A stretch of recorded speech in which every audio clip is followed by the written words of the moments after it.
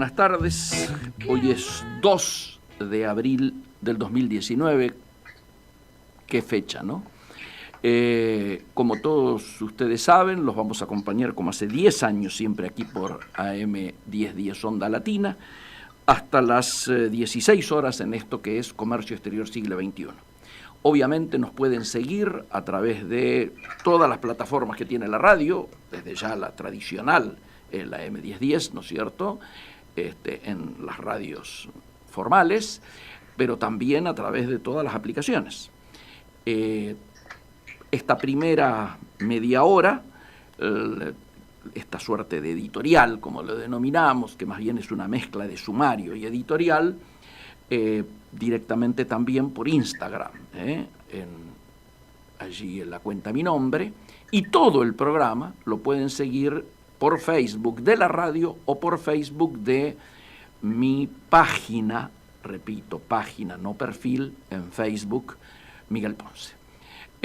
Quienes quieran comunicarse, ustedes ya lo saben, pueden hacerlo directamente al 4372-2841 o 4372-3061. Y para la línea de mensajes, dejar mensajes sobre lo que estamos comentando, diciendo o tratando, en el 5256-9640.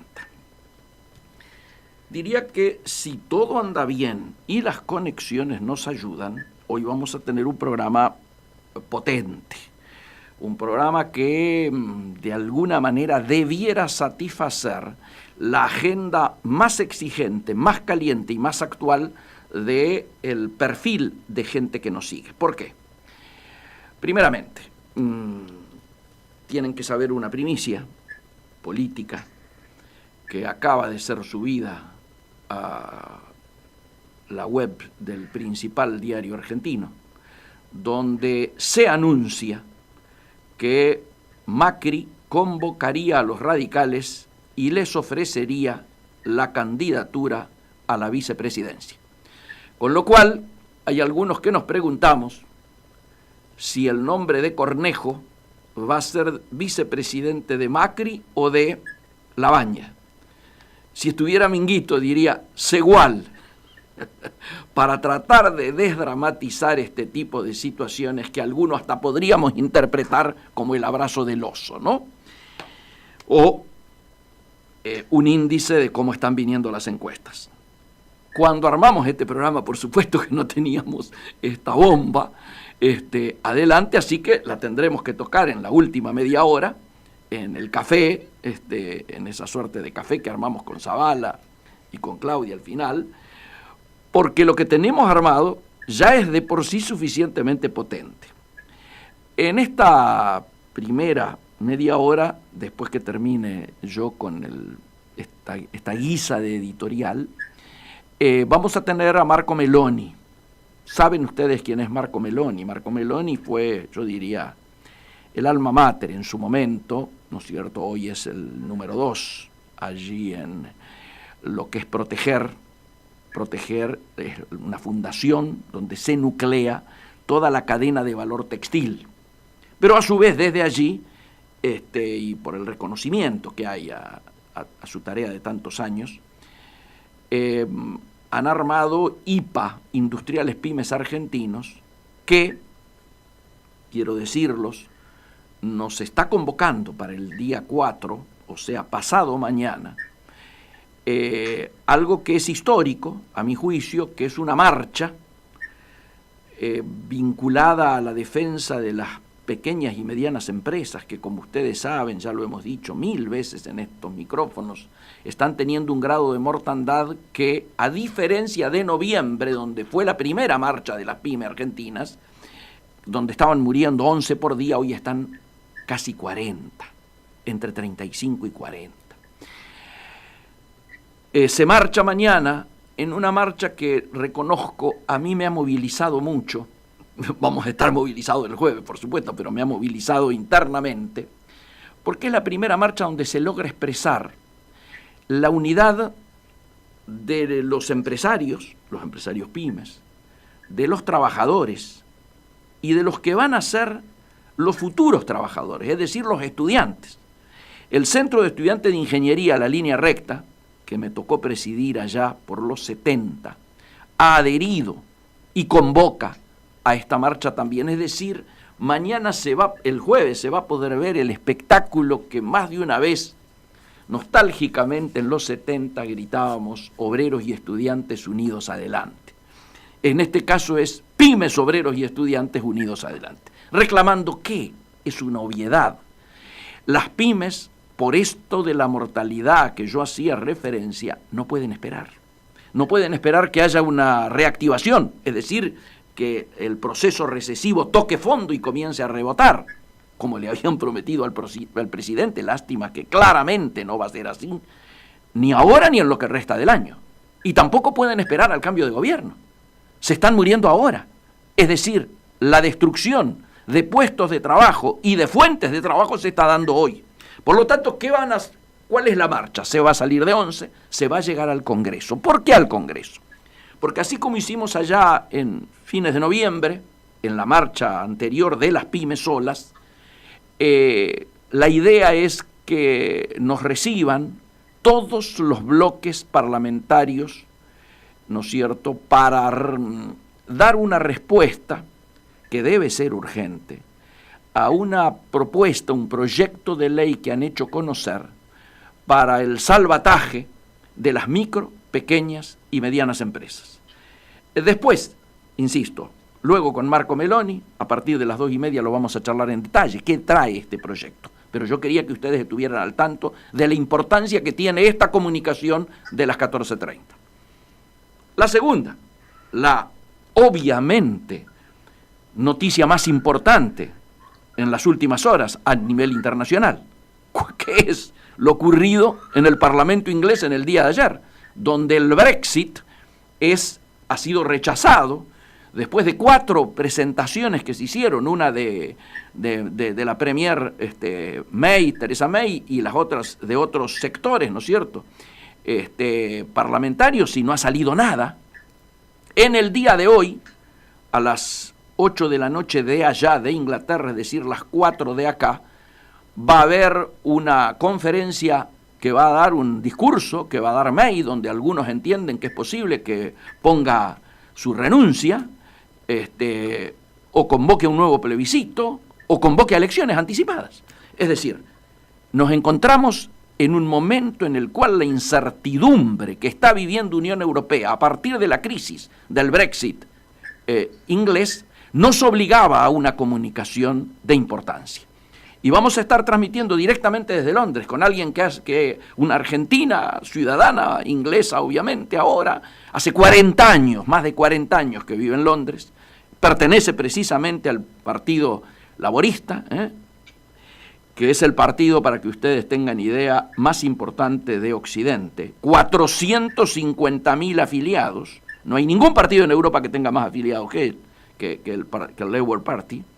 Y bueno, que ella trabaja en todo el proceso refugiados, asilados en Inglaterra, etcétera, y en Europa en general. Bueno, obviamente con una mirada comprometida, pero de alguien que conoce al detalle lo que está ocurriendo y que además nos va a dar una mirada desde cómo la gente común está viviendo esta incertidumbre, desde qué puede esperarse. Así que Estela Maris Ponce va a estar saliendo a las 15:05 directamente desde el escenario donde se está debatiendo el futuro de Inglaterra y en gran medida el futuro de la Unión Europea. Por lo tanto, tenemos estos 2 temas. Ahora se agrega además esta perlita que ha ocurrido hace minutos de la oferta presidencial.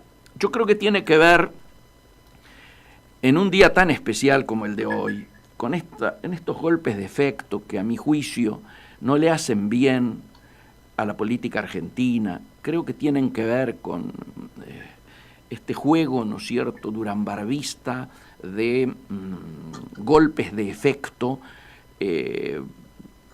que a priori uno les huele mal olor. Yo creo que en el día de hoy tenemos que ser muy prudentes, muy respetuosos. Hoy estamos honrando, ¿no es cierto?, a las víctimas en Malvinas. Hace exactamente 37 años que un 2 de abril nos despertábamos con aquella noticia de la invasión a las Islas Malvinas. Horas antes, 72 horas antes creo, había ocurrido una marcha donde había muerto un obrero, el obrero Flores. La dictadura había reprimido y por lo tanto el repudio que había hacia el régimen en aquel momento de Galtieri, ¿no es cierto?, presidente, era total. Obviamente, la dictadura buscó un golpe de efecto para ver si podía sobrevivir más tiempo y se mandó esta canallada, ¿no es cierto?, que significó subirse a un sentimiento tan profundo que tenemos los argentinos desde chicos, ¿no es cierto?, que es lo que aprendimos en la escuela y lo que sentimos a flor de piel, de que las Malvinas fueron, son y serán argentinas, pero que están ocupadas por los ingleses. Nuestro homenaje hoy, sin duda, es a los que combatieron, particularmente a los que dejaron su vida allá, o en el fondo del mar, ¿no es cierto?, como fue el general Belgrano, los muertos del Belgrano, y a los que volvieron, los veteranos, que habitualmente han estado olvidados durante mucho tiempo y muchos de los cuales sufren todavía las consecuencias psicológicas y físicas de la guerra. Ese es el homenaje. Pero claro, se junta con otra fecha importante. El domingo, hace 48 horas, en Recoleta, estábamos homenajeando a Raúl Alfonsín, que nos llega tanto en su ausencia, que poníamos 10 años sin Alfonsín, pero para algunos de nosotros son, además de sin, 10 años con Alfonsín. Y obviamente, ¿por qué uno estos dos hechos? Y bueno, claramente, mientras toda la dirigencia política, toda, excepto Raúl Alfonsín, se sumaban a la, diríamos, aventura populista de la dictadura militar, Alfonsín alertaba de las motivaciones que habían originado esa decisión por parte de Galtieri y las Fuerzas Armadas, y sobre todo alertaba de cuáles iban a ser las consecuencias y cómo iba a finalizar el conflicto.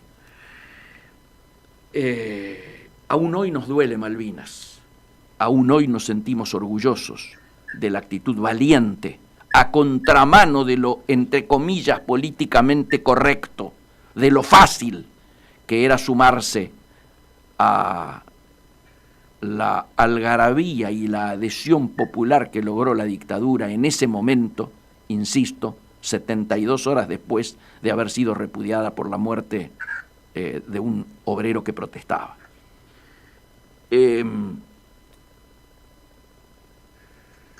Conviene recordar, ¿no es cierto?, esto de que el resto de la dirigencia política argentina adoptó una posición de adhesión a la resolución de la dictadura militar y se encolumnó. Muchos de esos dirigentes viajaron con los militares a Malvinas, ustedes recordarán en el corto periodo que estuvo bajo control argentino. Y luego vino, por supuesto, la guerra. Y después vino el informe Rattenbach, que desnudó lo que había sido el rol de la oficialidad más alta, a diferencia de otra oficialidad y de otra suboficialidad, y sobre todo de los colimbas, de los conscriptos, que atravesando todo tipo de limitaciones y de condicionamientos, lucharon en defensa, lógicamente, de los intereses nacionales. Allí debutó, ustedes recordarán, y quedó muy bien posicionada, con actitudes tremendamente heroicas, la Fuerza Aérea Argentina, que nunca antes había participado en un conflicto. Fue un debut, yo diría, a la altura de lo que se esperaba, pero sobre todo con las motivaciones que implicaba el hecho de estar luchando por las Malvinas.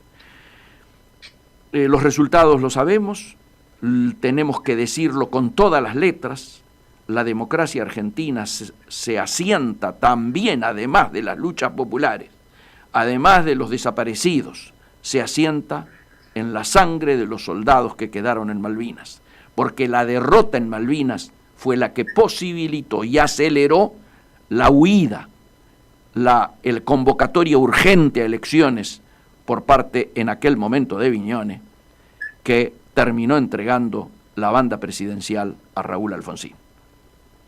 Tenemos que hacer honor a esos que quedaron en Malvinas porque también ellos tienen que ver con la democracia recuperada. Yo quiero dar vuelta a la hoja, ¿no?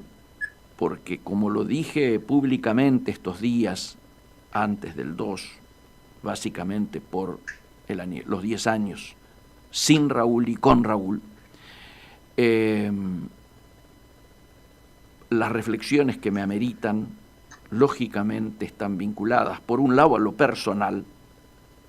Yo digo siempre que estoy vivo porque surgió Raúl Alfonsín, porque si no, como en aquel momento había casi una contradicción biológica entre ser joven y ser radical,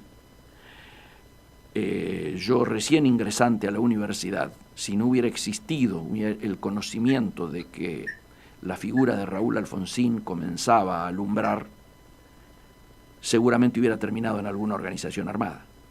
Y a lo mejor hoy no estaría ante estos micrófonos. De hecho, de mi centro de estudiantes, de los 11 que éramos, estamos vivos 4, 7 desaparecieron.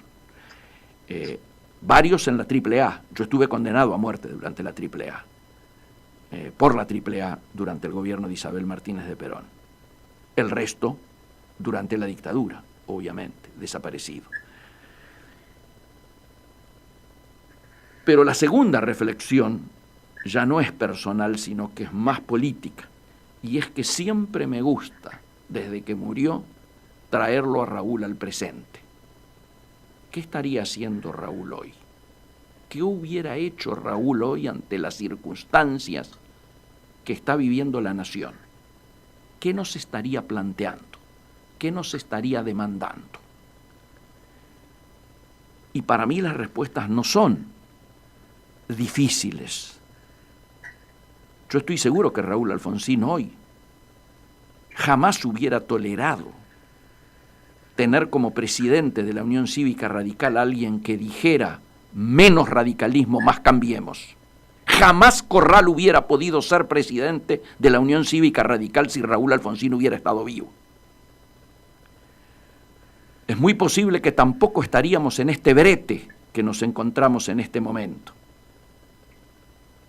Es muy posible que hubiera elegido Raúl Alfonsín a aquellos con los que tenía mayor compromiso democrático para intentar un camino de unidad nacional que jamás hubiera tolerado la existencia de esta brecha.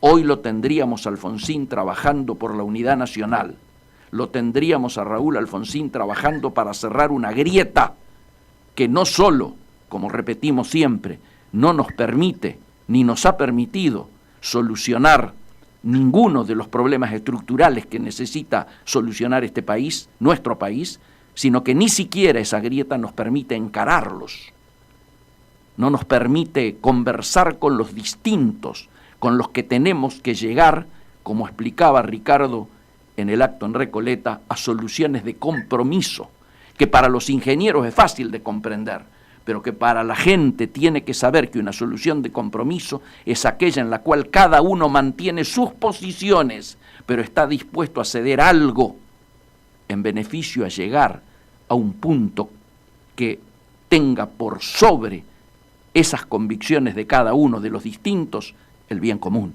Llegar a un punto de acuerdo, y por eso se llama solución de compromiso, porque no es la solución de uno derrotando a la solución del otro, es encontrando una solución superadora de síntesis que implique que ambos han concedido para poder llegar a algo que pueda ser compartido por el conjunto mayoritario de la sociedad.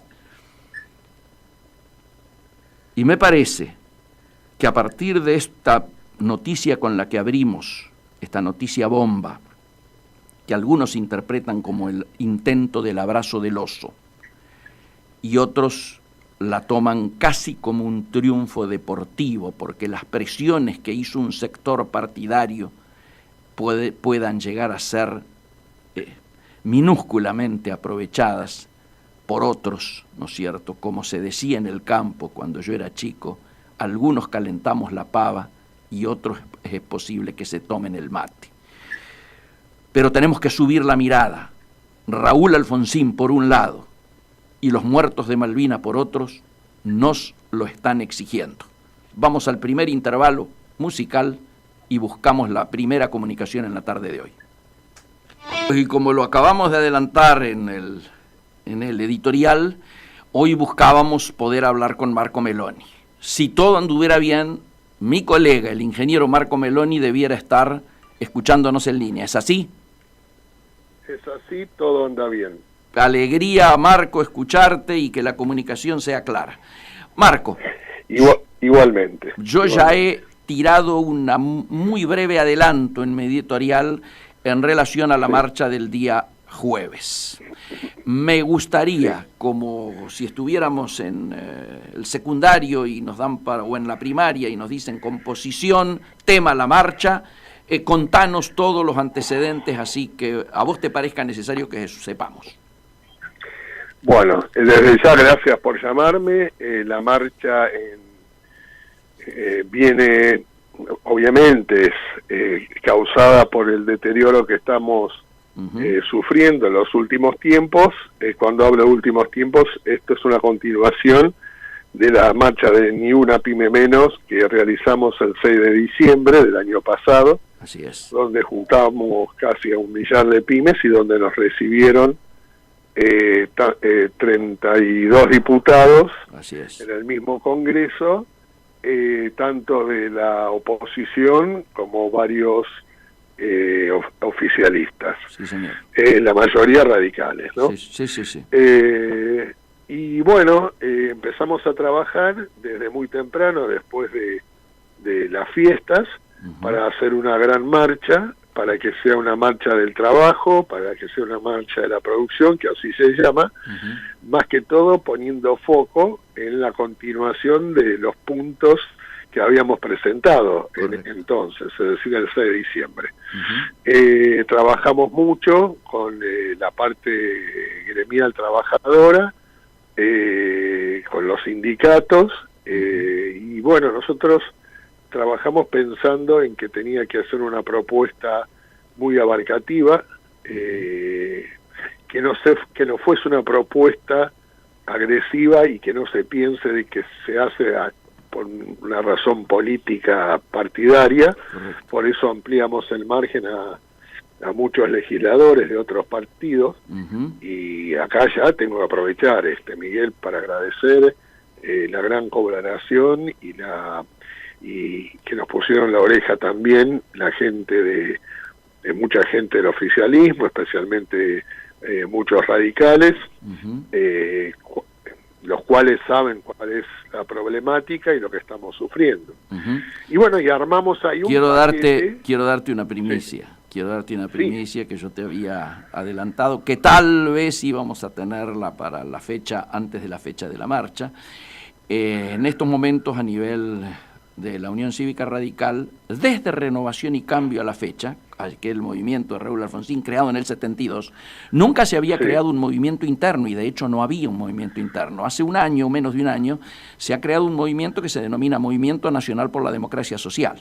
Lo lideran básicamente, entre otros, el presidente de la Convención Sapia, Ricardo Alfonsín, Federico Storani, Cachi Casela, o sea, Juan Manuel Casela, nosotros, etcétera.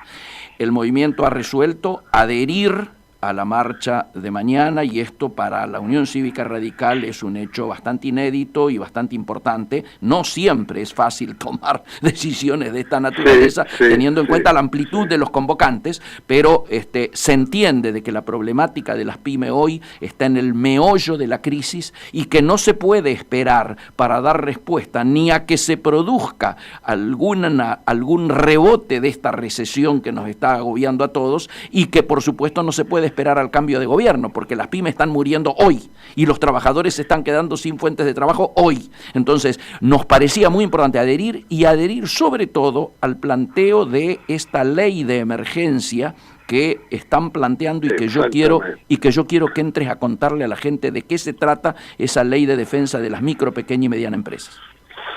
Tal cual. Bueno, realmente una sorpresa, una alegría, y ¿sabés por qué te lo digo? Sí, claro. Porque sí, claro. Por mi pasado, sí, señor. Y por mi presente y por las convicciones y valores que tenemos, que Miguel coincidimos en muchas. Absolutamente. Sí, nosotros tratamos de hacer esta ley de emergencia PYME en base a varios puntos, los cuales son muy abarcativos, y por eso creo que las distintas vertientes tienen que apoyarlo. Una ley de emergencia PYME, tenemos que considerar los excesivos y abruptos embargos, a veces hechos injustamente a destiempo de las cuentas, con lo cual el primer punto es hacer una suspensión de todo lo que sean esos embargos, como para poder uno moverse en el sistema financiero, aunque es letal, es mucho más letal moverse en un sistema financiero paralelo donde encontrás tasas del 50-60% versus tasas del 90-100%. Sí, claro. Otro punto importante es darle aire a estas mismas pymes, que no es que tuve una dificultad de 2 o 3 meses, sino que lo vienen arrastrando de hace mucho, por esta devaluación arriba del 100%, por la inflación, por la descapitalización, por la falta de demanda en el mercado interno, con lo cual también pedimos una amplia moratoria para que no se siga informalizando todo lo que sea el trabajo formal que tiene el Estado para poder recaudar. Es decir, están matando a la recaudación, y hoy la noticia es que la recaudación todavía bajó más incluyendo el tema de la inflación. Lo cual es lógico por el nivel al bajar el nivel de actividad y la recesión, es lógico. Y es lógico, más sumale la informalización. Claro, vos imaginate que uno de los temas mayores que tenemos, 4 puntos, 4 flechazos, que son las tasas altas, el dólar volátil, la inflación y la presión impositiva. Hay muchos sectores que pueden informalizar su venta, con lo cual eliminan los 4 problemas momentáneamente, y lo que queremos nosotros es que no pase eso, ¿no? Después, otro tema muy importante, nos parece que el tema que aplicaron para los textiles, calzones y marroquinería, de poder no tomarle los impuestos en la parte de aportes, sea ampliada para toda la parte productiva, para todos los sectores. Otro punto importante es poner en vigencia un sistema de licencia no automático sin violar las normas de la OMC. Correcto. Para todos los productos que se producen en el país por un determinado tiempo.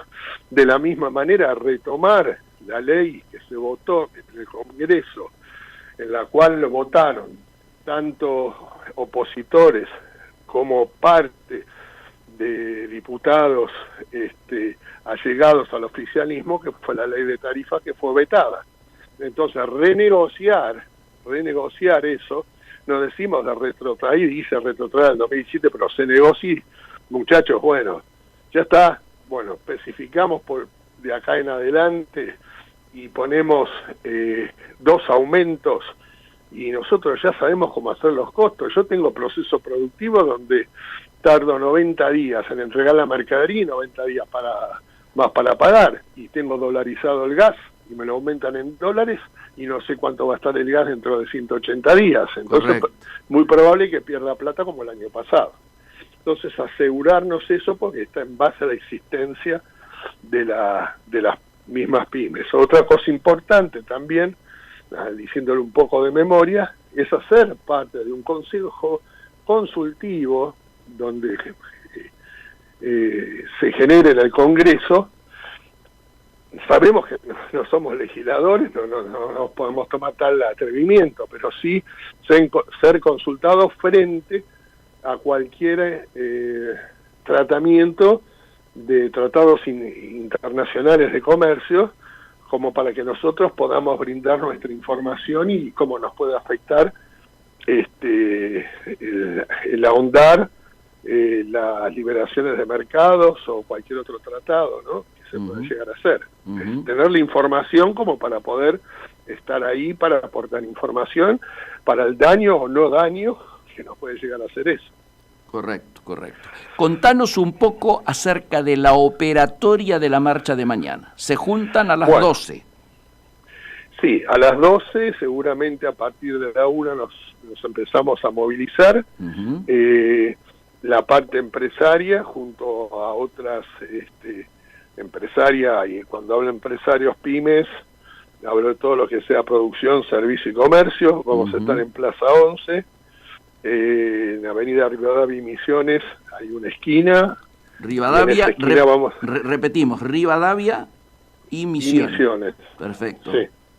Bien. Allí estará una gran bandera seguramente con el hashtag Ni una pyme menos. Ni una pyme menos, así es. Correcto. Las adhesiones que tuvimos realmente rebalsan el flyer y cada vez lo estamos renovando. Me imagino. Sí, tuvimos adhesiones no inéditas, sino sorpresivas, que fue una sorpresa muy agradable, como la parte de ingeniería, línea recta, de la Universidad de Buenos Aires de los Ingenieros, la Universidad Nacional de Quilmes. Sí. Pero además es lógico esto, por primera vez se da algo que a veces nosotros en los 70 gritábamos en las marchas, que era obreros y estudiantes unidos adelante. Acá sería pymes, obreros y estudiantes unidos adelante. ¿Por qué?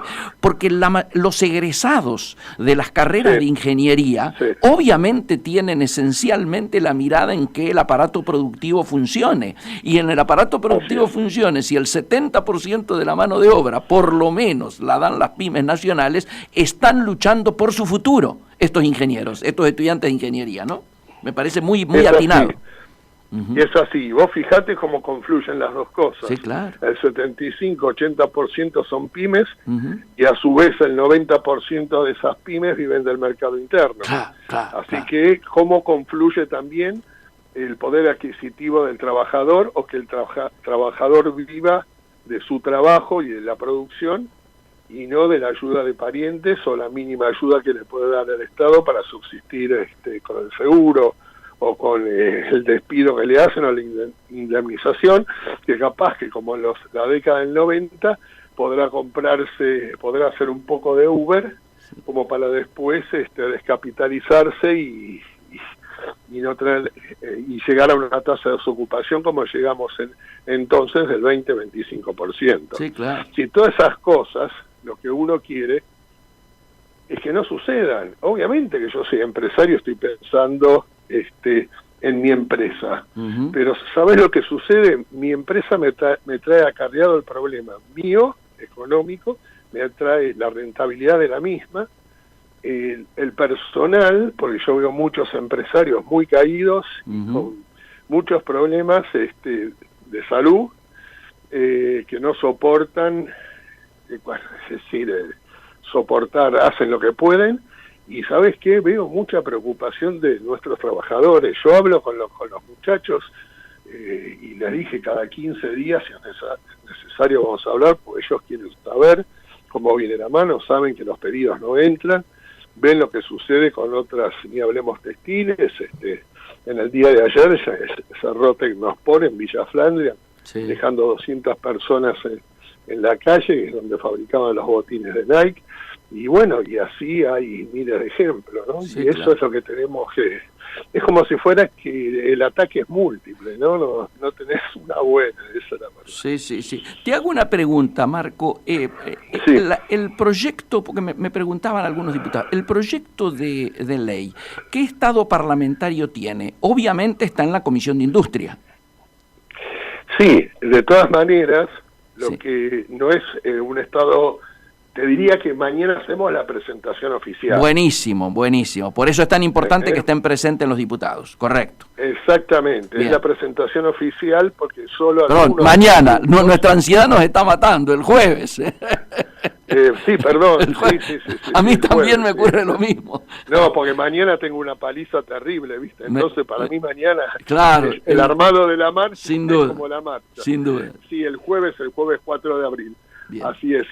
Sí, vamos a presentarlo. La idea, que también tenemos que cerrarlo mañana, es ir a presentar el grupo de las 8 organizaciones, asociaciones, más Cejera, que está participando fuertemente, así que son 9. Muy bien. Y con la participación o el respaldo de todo lo que sea el movimiento sindical. Sí, claro. ¿no? Sí, y además también están las cooperativas y los movimientos sociales, ¿no? Correcto. Va a ser una marcha imponente. Potente, Sí. Hacía rato que no había una convocatoria tan amplia y tan generosa, me parece, ¿no? Exactamente. Claro, lo que ocurre es que los escenarios se han ido agravando de tal manera que los números son tan contundentes, ¿no es cierto?, que objetivamente ese proceso de unidad tiene que ver precisamente y es proporcional a la crisis, ¿no? Totalmente, y yo te digo, entre nosotros vos conocés lo que es la gremial empresaria, vos sabés, los muchachos tenemos más de 40 adhesiones, y los 8 o 9 organizadores, el grupo de los 8, no somos muchachos, cada uno tiene lo suyo. Sí, claro. Y ponerse de acuerdo entre todos es porque la famosa frase nos une el espanto, pero... Claro. Te juro que hicimos un esfuerzo terrible para soslayar diferencias y ver las problemáticas comunes que hoy en día son muchas. Ojo, que quiero decir que fueron invitados también tanto las pymes de la UIA. Bien. Y nada más, porque no hay otras adhirón todas, y CAME, obviamente, si quieren venir, que vengan, como decía justamente hoy 2 de abril, pero no es afortunada la frase, pero a lo que me refiero es que no dejamos a nadie de lado, el que no pueda venir, porque tendrá sus compromisos. Nosotros el único compromiso que tenemos es que las pymes puedan tener trabajo, tener actividad, y que nuestros trabajadores puedan ganar y hacer las horas extras que deberían de hacer, como me piden, porque no les alcanza, como para que puedan consumir los productos que nosotros mismos hacemos. Correcto. ¿No? Marco, ¿le han dado... Quería corregirte, el de la esquina, repito, el punto de encuentro va a ser Rivadavia y Castelli. Castelli de este lado, entonces. Correcto. Claro, Rivadavia y Castelli. No Misiones. Por las dudas. Correcto, listo. Te hago una pregunta. Muchas pymes del interior, yo estoy en relación con economías regionales. Muchas economías regionales están atravesando situaciones, por todos conocidas, ¿no es cierto? Muy difíciles. ¿Hay algún mecanismo, algún organismo, algún agrupamiento que se esté encargando de convocarlas, de nuclear a las pymes que tienen que ver con las economías regionales? Muy buena pregunta. Bueno, primero te voy a decir que ya adhirieron la Unión Industrial del Chaco. Bien. Adhirió también la Unión Federal de Pymes, que es todo el noroeste y noreste de Argentina. Y de la misma manera lo que estamos haciendo, tratando de ver esta generosidad, entre comillas, que tuvimos el grupo de los 8, de organizar, incluso hablando, ya que estamos haciendo esto con la parte sindical y aprovechando la estructura que tienen ellos en cuanto al conocimiento, a las sedes y a la hotelería mismo, de ir dividirnos el país en zonas, y cada uno donde el frente productivo es más fuerte acá, el empresario nacional es más fuerte acá, IPA es más fuerte acá, Proteger tiene socios en el noroeste, y así sucesivamente el CEN, y de esa manera dividirnos el país y ir a escuchar, teniendo el local respectivo, con la ayuda, hablamos con la Corriente Federal, claro, de darnos la base como para ir a charlar, integrarnos y entender también la problemática, para tener más información y hacer más masa crítica, ¿no? Sí, claro, sí, claro. Eso es muy importante, Marco, porque sí. poder armar, llamarle así, y regionales de IPA, ¿no es cierto? O como quieran llamarlo. O regionales del Grupo de los Ocho. O regionales del Grupo de los Ocho. Es muy importante porque la demanda de federalismo en este tipo de cosas y poder abarcar el conjunto de la problemática que se da en las economías regionales, a mí me genera, yo estoy coordinando la Comisión de Economía de la Convención y siempre el reclamo que tengo es, no, pero ustedes no nos escuchan, desde Buenos Aires tratan de interpretar lo que nos está ocurriendo, pero es muy distinto. Entonces estamos dando ahora reuniones en la comisión a cuando vienen ellos para poder entonces sí sentir que realmente uno está haciendo una mirada federal de la problemática también, porque ellos sufren a lo mejor igual los mismos problemas que nosotros y en algunos casos hasta más agravados. Claro, totalmente, y eso mismo, mira, esto no es porque fuimos unos iluminados, yo hablé con varios representantes gremiales de distintos gremios, de la docencia, del interior, de los productores de distintos ámbitos, y nos dijeron el interior tiene una problemática que tiene que ser escuchada y que es común a las que están comentando, pero tiene otras como para agregar.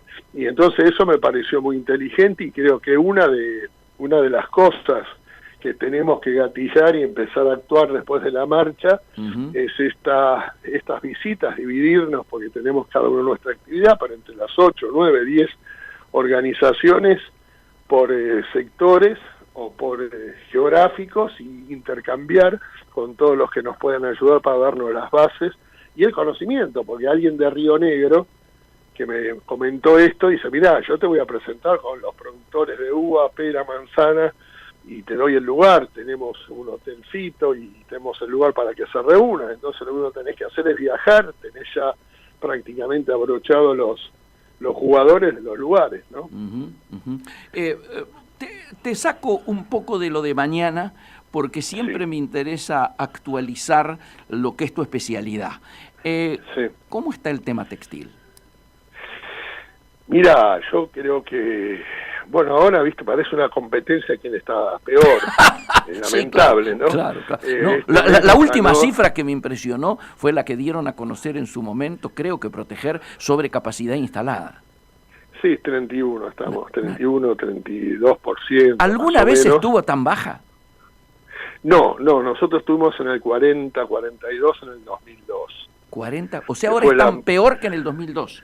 Sí, no hay duda, sí, no hay duda, porque además de eso tenés la gran problemática que en el 2002 prácticamente vos no podías importar porque la devaluación fue tan fuerte y el default hacía de que no haya crédito de ningún tipo, salvo que gires el dinero de alguna cuenta del exterior. Claro. Entonces ahora vos decís, bueno, pero bajó la importación, sí, de la cadena textil de insumos o insumos intermedios. Claro. Pero el producto terminado que me arrastra todo por atrás todavía está positivo. Este año mismo subió el 9. Sí, y además sin anular el tema contrabando, ¿no? No, y además, es decir, reconociendo de que se ha mejorado en ese tema, no se anuló, como vos bien decís. Pero resulta que en los 3 años que estamos, el producto terminado que me afecta a toda la cadena para atrás llegó al 125% de aumento. 125. En unidades con una caída de la demanda. Así que para nosotros, y bueno, escúchame, estamos al 31-32%. Ahí está. Eso es tremendo. Ahí está la explicación, sí. Tremendo. Ahí está la explicación. Y vos no sabés el ánimo. Me imagino. Tenemos que hacer un poco más, un grupo de autoayuda. Sí, claro. Los que participamos un poco estamos más activos, pero aquel que no está acostumbrado y está muy pasivo, que lo invitamos a que participe, se siente con una impotencia todavía mayor, ¿no? Te hago una pregunta, porque claro, uno escucha hablar que el gobierno está tratando de tomar algunas acciones y te hablan de que reúnen la mesa de la cadena de valor textil. ¿Qué está pasando ahí? ¿Hay alguna o es más ruido que nueces o hay algunas efectividades conducentes que se concretan? Mira, acá el problema son 4 o 5, media docena de problemas, que es de macro. Y claro. que la mesa, por más reuniones, Claro, café, claro. chicas lindas, etcétera, no ayudan a que se pueda arreglar. Sí, ¿Me vas a bajar las tasas? Y no puedo. Hoy claro. lo dicen los diarios, no, la vamos a mantener porque el dólar. Claro. Bien. ¿Me vas a bajar la inflación? Y no sé, porque no, bueno. ¿Me vas a modificar impuestos? ¿Las tarifas? Claro, ¿Me vas a bajar las tarifas o me las vas a mantener en pesos? No, escúchame. Claro. El gas de pozo está dolarizado y vamos a tener que subir. ¿Me vas a recrear el mercado interno para que yo? No, pero bueno, lo que pasa es que yo tengo que secar la plaza porque si no va a haber inflación. Flaco, ¿me vas a parar las importaciones? No, porque la OMC, que esto, que... Dice, bueno, entonces olvídate. Claro. ¿Y qué me dan? Y me van a dar capaz, nos proponen, como rechazamos muy bien, los grupos empresarios, textiles y los gremios sindicales, cuando fuimos el conejito de India para ver, dice, bueno, vamos a hacer una reforma, una mini reforma textil, empezamos con ustedes, pará. Mirá que el problema es que el flaco... necesito que el flaco labure, claro. No que esté desocupado. Si no, voy a producir barato para no venderle a nadie. Claro. Así que, bueno, esa es la respuesta. Yo pienso que el problema es de fondo. Sí, sin duda. Y yo no sé, yo pienso que las recetas macro no son negociables para este gobierno. No. Bueno, no creo. No, a partir... Lo dijo el presidente. No, pero además, pero además desde que entramos al stand-by del Fondo Monetario ya sabemos la rigidez que eso tiene y que eso implica. Exactamente. Claro. Exacto. Bueno, el presidente también hay que hacer sí, claro. hacerle caso a lo que dijo. Este es el camino. Y cuando sí. a Vargas Llosa dijo que no solo que este es el camino, sino que si llega a ganar va a ser lo mismo, pero más veloz. Más veloz. Genial. Sí, transmite un optimismo para el resto de los sectores infernal. Bueno, Marco, yo creo que hemos hecho un panorama no solo de la marcha, sino también del sector. Vamos a recordarle a la gente entonces que estamos convocando para el día jueves en Plaza 11 a las 12 en Rivadavia, esquina Castelli. ¿Es así? Exactamente, es a las 12. Magnífico. A las 12, seguramente para empezar a movilizarse a la 1. Cerca de la 1. Magnífico. Y la idea sería estar llegando al Congreso después de la 1:30. Exactamente, sí. Tirando para las 2. Tirando para las 2. Marco, quiero agradecerte mucho. Vamos a seguir difundiendo esto favor. Y nos estamos viendo ahí el jueves, desde ya. Dale, bárbaro, y gracias a vos, porque yo sé que tus valores son inclaudicables y gracias por toda la ayuda que nos das para poder difundir esto. Por favor, adelante, Marco. Un fuertísimo abrazo. Igualmente. Hasta el jueves. Chao. Amigos, ustedes lo escuchaban, Marco Meloni. Él es posiblemente el alma mater de la Fundación Proteger, que involucra a toda la cadena de valor textil y actualmente es el vicepresidente de IPA, que es Industriales Pymes Argentinos, que es una de las 8 organizaciones, ahora 9, que están convocando a esta marcha en defensa, ¿no es cierto?, de las pymes bajo el lema Ni una pyme menos y demandando la urgente aprobación de un proyecto de ley de emergencia, ¿no es cierto?, para el salvataje de las micro, pequeñas y medianas empresas. Un pequeño corte musical y ya le damos la bienvenida a Héctor y a Claudia, que ya están en estudios. Amigos, empezamos nuestra segunda hora de Comercio Exterior Siglo XXI, directamente desde AM1010, ¿no es cierto?, los estudios, y tal como lo teníamos prometido y lo adelantamos en el editorial y a través de las redes, debiéramos estar en comunicación en estos momentos con Estela Maris, que se encuentra allí en Londres, ¿no es cierto?, donde está ocurriendo la parte más caliente, yo diría, de las decisiones hoy que pasan por el tema del Brexit. Parece que se ha cortado la comunicación, sabía yo que iba a ocurrir. Estela, ¿nos escuchás? No, vamos a volver a intentar, porque obviamente estamos hablando en comunicación que depende mucho de la fuerza y de la calidad del Wi-Fi que haya en el punto al que nos dirigimos, ¿no es cierto?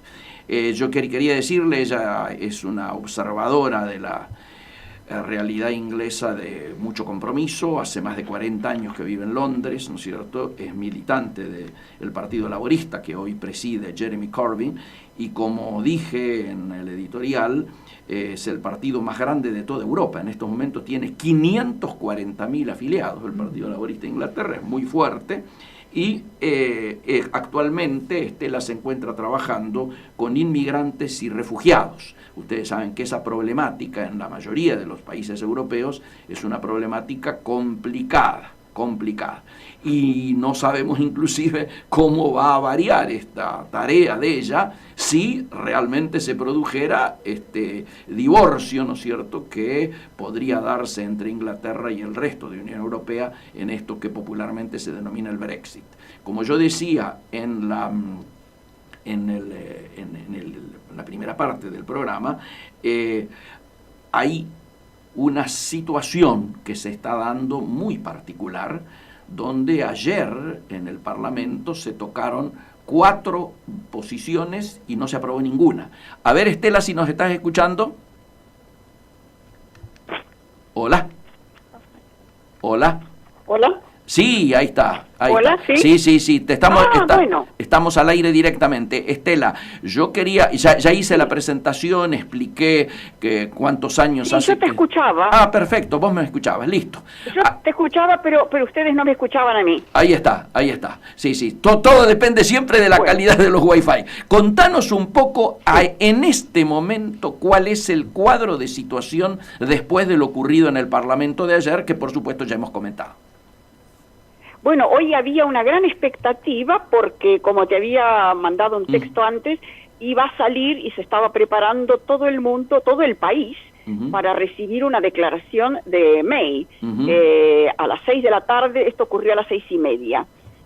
Con grandes preparativos, todo el mundo pensaba o llama a elecciones o va a renunciar, claro, o algo trascendente, porque hablaba todo el país. Claro. ¿Hola? Sí, escuchá, adelante. ¿Hola? Adelante, nosotros te escuchamos bien. Adelante. ¿Hola? Sí. ¿Se cortó? No, para nada se cortó. Te escuchamos bien. Vos seguí, Estela. Parece que no nos escucha. ¿Hola? Sí, nosotros siempre te escuchamos. ¿Hola? Le voy a poner por escrito. Bueno, es importante este testimonio porque está en el lugar justo, ¿no? Así es. Y sobre todo con una persona que está experimentando la realidad del Brexit, que cada vez está más arrinconado y bueno, parece que entró en una etapa de definición. A ver, ahora sí, parece que estamos con graves problemas con el Wi-Fi. Qué lástima, porque se la escuchaba muy clarita, muy clarita, muy bien. Qué buena voz, además. Qué buena voz. No, es una voz de actriz. A ver, Estela, ahora. ¿Sí? Nosotros te escuchamos perfecto, Estela. Ya no. No sé si me escuchan. Sí, te escuchamos bien. Si ustedes me estén escuchando, yo voy a continuar como si me escucharan. Adelante. Salió May a hablar con la gente.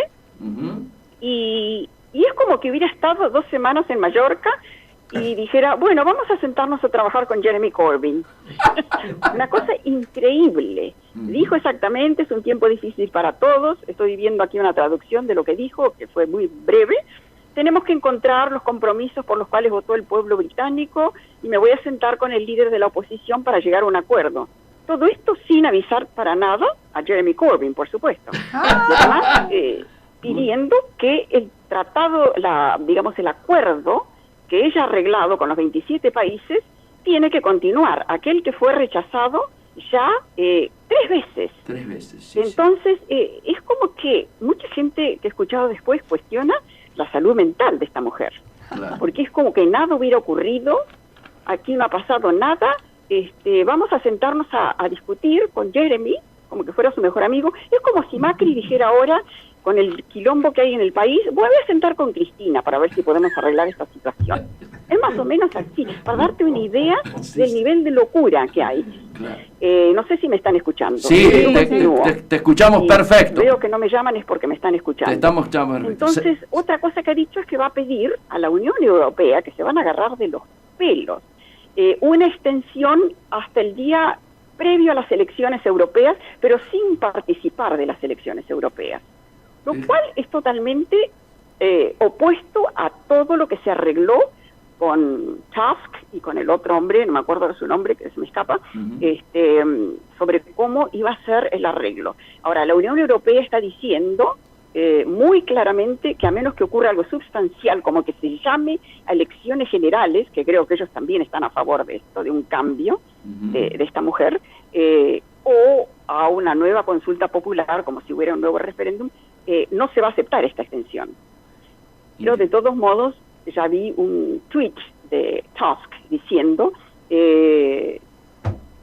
hay que tener paciencia. Por más que hoy estaba el presidente de Irlanda del Sur reunido con Macron y los dos decían que no, que aquí hay que ponerse, como que aquí no se podía continuar extendiendo, como que habría que poner habría ¿cómo te diría? Que tomar una resolución, ¿no? Claro. Porque si no se extiende de ambos lados y nadie hace nada. Claro. No sé si me están escuchando. Si no me están escuchando... Perfecto, te escuchamos perfecto. Me resulta rarísimo estar como hablando sola. Avísenme. No, te acabo de poner por escrito. Me pueden volver a llamar. No, adelante. Te escuchamos perfectamente, perfectamente. Y a veces se corta, ¿no? Ahí, justo, bastó que dijéramos perfectamente. Yo le había puesto, pero no lo lee porque, claro, está hablando por el mismo teléfono. Yo le puse estamos escuchando bien, te escuchamos de 10. Qué pena que sea tan dificultosa la comunicación. Muy importante lo que nos ha contado. Ay, sí, pero ya por lo menos te pinto un panorama. No, pero además esto es muy importante que lo haya planteado así. Es decir, ustedes imagínense, le dice que va a arreglar con el jefe de la oposición, que a su vez es el que tiene en las encuestas la mayor posibilidad de ser su reemplazante. A esa persona que hasta ahora la ninguneó, ¿sí? Adelante, Estela, de nuevo. Sí, no sé si me escuchaban. Te escuchamos todo, por eso yo te pongo por escrito que está saliendo lo más bien. Muy bien. Adelante. Muy bien.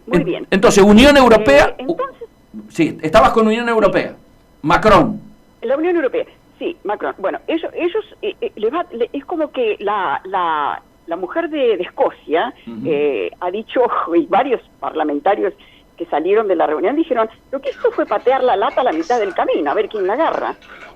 Y claro, Jeremy, imagínate que él lo quiere tratar de implicar ahora, porque cuando le tira la pelota a él diciéndole, bueno, entre los dos vamos a resolver esta situación, después de que lo ha completamente ignorado, y la cosa es que ella no quiere cambiar lo que se llaman las líneas rojas de su acuerdo. Ajá. Las líneas rojas de su acuerdo son que no va a haber libertad de movimiento, o sea que la cuestión de la inmigración, que para la gente que de la ultraderecha es muy importante, no unión aduanera, volver a hacer todos los acuerdos comerciales, bueno, toda esta locura que implicaría salir completamente a las bravas, como se dice, ¿no? Claro. Entonces, a menos que moviera las líneas rojas algunas, Jeremy, es imposible que lleguen a ningún acuerdo, ni con él, ni siquiera con el Parlamento. Claro. Te hago una pregunta, el Parlamento Estela. Sí, lo que él ha dicho es que la propuesta de ella, esta que ella quiere mantener sin ninguna modificación, porque dice que fue arreglado con los 27 países y eso no se puede mover, esa es su excusa. ¿Cómo te diría? Me perdí ahora, que estaba por decir algo. Lo que ha dicho Jeremy en relación a la propuesta. Sí, que ellos se presentó la propuesta del laborismo, ¿no? Correcto. Que implica quedarse en la unión aduanera y negociar un acuerdo con el mercado común, ya. Manteniendo sobre todo la cuestión de la inmigración, digamos, controlada, pero viva, claro. no cerrada, ¿no? Claro. Entonces, estos dos, como fueran dos acuerdos completamente incompatibles, sí, pero lo que pasa es que el de la May ha sido votado mayoritariamente 3 veces por no, en cuanto que nosotros tenemos algunos parecidos, presentados inclusive por un ex ministro de Economía conservador, que perdió por 3 votos solamente y que implicaba continuar en la unión aduanera. Ahora, y hay otro que es el del laborismo, que es con esto, con la negociación con el mercado también. Correcto. O sea, una semisalida, pero no una salida, digamos, blanda, como le dicen, para oponerla a la de May. Entonces, te hago una pregunta, Estela, si me escuchás. Sí. ¿Existe alguna posibilidad de que vuelvan a hacer una consulta? ¿Otra suerte de votación como la que originó el Brexit? Una gran consulta de referéndum. Sí. No creo, porque esa propuesta fue votada varias veces por no, por la cuestión de cómo está dividido el Parlamento ahora, ¿no? Esta propuesta, no sé si vos te enteraste que hubo un voto indicativo, lo que ellos llaman, como una consulta a ver si se hacía, y esto fue rechazado varias veces. Claro. Entonces es casi imposible que esto ocurra, a menos que sea puesto, como te decía, por la Unión Europea, que dice que a menos que haya 2 cambios fundamentales, ellos no van a extender a partir del viernes, del 12, a menos que haya cambios fundamentales como sería una elecciones generales en el país o un nuevo referéndum. Eso es lo que están colocando así, como condición para poder extender hasta el 22, pero además, para que, si se extiende hasta el 22, el Reino Unido tiene que participar en las elecciones europeas. Correcto. Pregunta políticamente clave. Si hoy Corbyn rechaza este planteo que ha hecho público May, ¿esto implica que ella debiera presentar una renuncia o no? No, esto debe venir por parece que, también hay un gran núcleo dentro del conservadurismo que está pidiendo el relevo de esta mujer. Claro. Por eso es que cualquier acuerdo que se llegue ahora, si Jeremy se va a sentar con ella, porque no puede no sentarse porque eso lo perjudica. Claro. Entonces tiene que sentarse, pero tiene que ir con el plan que quedó con 3 votos para no ser elegido, que es el que más ha conseguido consenso dentro del Parlamento. Muy bien, El acuerdo, que ni siquiera es un acuerdo de él, es un acuerdo que él llegó con los conservadores, o sea que él ha mostrado su flexibilidad. Correcto. Para que se apoye algo que tenga elementos del nuestro, correcto, del laborismo, aunque no sea perfecto, pero que implique quedarse en la Unión Aduanera, claro, y negociar con el mercado. Correcto. Lo que acá denominamos una solución de compromiso, no es lo que vos planteabas. De compromiso, exacto, que lo que ella no ha hecho nunca. Claro. Porque ella va con este plan a que se lo acepten, y si no, nada. Te saco de lo que es parlamentario y toma de decisión, y te pregunto, la calle, la gente, ¿qué feeling tiene en relación a esta temática hoy? Bueno, hay gente que no aguanta más. Yo tengo amigos actores que están pidiendo, tramitando su residencia fuera, porque por las dudas, porque todo el mundo cree que se viene la salida, porque esta gente no ha hecho nada, nada, están todos paralizados. Entonces, de todos modos, lo que se ve es que la Unión Europea también está, este jueguito de tira y afloje, es porque ellos no quieren la salida a las bravas, porque va a ser un desastre económico para toda la comunidad y para el mundo, porque es una oleada que tiene grandes implicaciones a nivel internacional general, ¿no? Entonces hay una cosa de impaciencia muy grande, que al mismo tiempo, imagínate en este momento que son las elecciones del Parlamento Europeo. Claro, en medio de este lío. Es una situación terrible, terrible. Claro. Y no hay como que no hay salida. Entonces yo creo que van a forzar, y que a Jeremy le viene muy bien, la elección general. Porque aunque hubiera, yo te digo, el nuevo referéndum, hay mucha gente que dice, como nos ha tratado la Unión Europea, porque los diarios aquí muestran la humillación y no sé qué, hay mucha gente que había votado para quedarse y ahora vota para salir por esto. Como hay otra gente que está viendo la barbaridad que sería a nivel de medicinas que no van a entrar, de la cuestión de las aduanas, de toda la mayoría de la comida que viene de España, por ejemplo, los vegetales, frutas, todo viene de España, el gran caos que va a haber en todos los puertos. Va a votar ahora en vez de salir, para quedarse. Entonces, si hubiera un referéndum, no hay ninguna garantía de que se ganaría quedarse, por más que tuviste las grandes manifestaciones, porque Londres entero, que son 8 millones, votaron para quedarse. Claro. Entonces, un poquito menos de 1 millón no es nada en la manifestación. Claro. Lo que pasa es que el norte y nuestras 40% de, por ejemplo, nuestro partido, tiene la gran presión de que toda esa gente que ya fue brexiteada por las políticas de austeridad que mató a medio mundo, porque ha habido alto número de suicidios, 150.000 personas suicidadas, porque quedaron en la calle, porque perdieron su trabajo, perdieron todo. Entonces, esa es la gente que votó para salir. Y esa es la gente con la cual ha ido Corbyn a hablar con todos, porque a menos que haya un cambio de este gobierno nefasto de derecha, no nos sirve de nada quedarnos o no quedarnos. Claro. Te hago una pregunta. ¿El sector empresario se está expresando, está diciendo algo? El sector... Totalmente, no. Nada. Desesperados. Por ejemplo, a nivel, te digo, por ejemplo, de turismo solamente. No se ha vendido una sola vacación afuera, cuando, por ejemplo, España y Portugal dependen. Su verano y su presupuesto nacional depende de la gran inmigración que siempre ocurre, de las grandes vacaciones, de todo este turismo que va para afuera. Nadie ha comprado nada. Tú te habrás enterado de lo de los coches, todas las empresas los japoneses están llevando todo para afuera, Nissan, por ejemplo. O sea, esto está en un caos total. Y la gente, claro, de los grandes empresarios, tanto la cuestión de los gremios como lo de los empresarios, la gente está desesperada, yo no sé cómo explicarlo. Desesperada. Bien.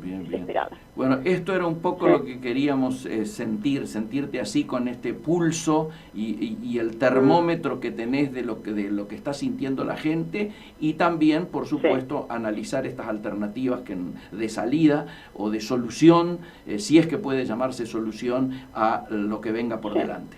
En caso de haber... Ahora, mi opinión personal, esto lo puedo decir si quiero, es que para nosotros como laboristas de izquierda, porque ahora tú sabes que el Partido Laborista está completamente controlado por Jeremy Corbyn y todo gracias a Dios, ¿no? Porque hubo una gran renovación. No hubiera tenido nunca chance en este país tan reaccionario y excolonialista de asumir el poder si no hubiera ocurrido una situación excepcional como esta. Acá se llega a un nivel, y toda la prensa habla, porque el gran miedo no es caer en el abismo. El gran miedo de toda la derecha y de toda la prensa de derecha, incluyendo el Guardian, es que asuma un gobierno de izquierda. Claro. Ese es el gran miedo. Y el camino...